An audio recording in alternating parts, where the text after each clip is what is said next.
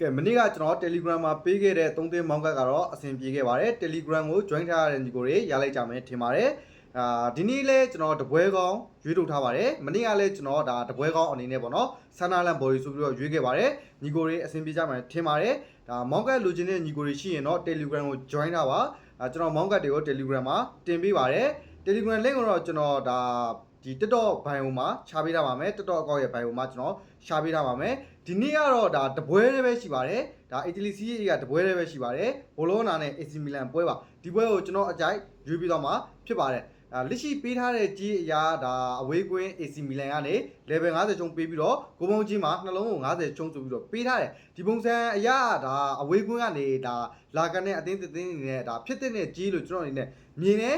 ဘောလုံးနာဘက်ကကြည့်မယ်ဆိုဘောလုံးနာအနေနဲ့ဒါတော်တော်လေးပွဲပန်းနေတဲ့အနေအထားမှာရှိတယ်ဒါသူ့အနေနဲ့ပေါ့နော်ဘယ်လိုပြောရမလဲကိုပါအီတလီယာတွေရောဒါယူဗာလီရောသူ့အနေနဲ့ကန်ရအောင်မယ်တစ်ဖက်ဒါ AC Milan ဘက်ကကြည့်မယ်ဆိုရင် AC Milan အနေနဲ့ဒါဘာမှကန်စရာမရှိတော့ဘူးသူ့အနေနဲ့ဒါ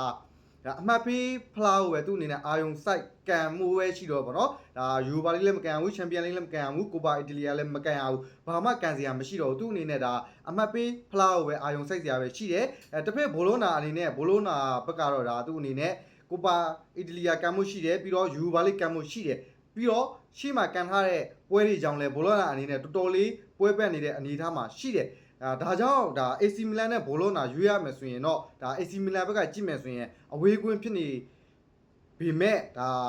အာယုံစိုက်ရမယ်ပွဲစဉ်တွေဖြစ်တယ်ပေါ့နော်ဒါအင်တာနက်လည်းသူ့အနေနဲ့အမှတ်လေးတော်တော်ကွာနေတာဖြစ်တဲ့အတွက်ကြောင့်ဒါတော်တော်လေးအာယုံစိုက်ရမယ်ပွဲစဉ်တွေဖြစ်ပါတယ်တခြားဒါကန်စရာလီလည်းမရှိဘူးဒါ Premier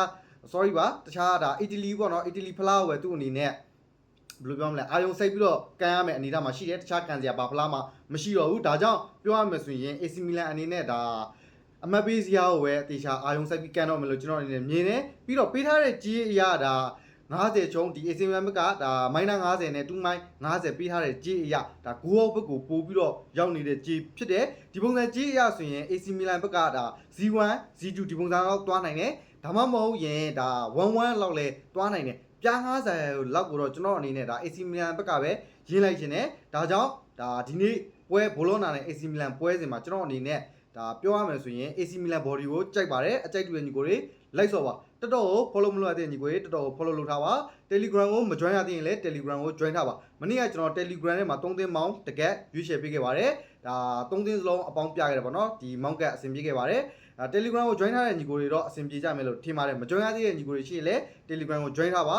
Telegram link ကိုတော့ကျွန်တော် TikTok အကောင့်ရဲ့ bio မှာရှာပေးထားပါမယ်ဒါဆိုဒီနေ့ဗီဒီယိုလေးကတော့ဒီလောက်ပါပဲ AC Milan body ပါ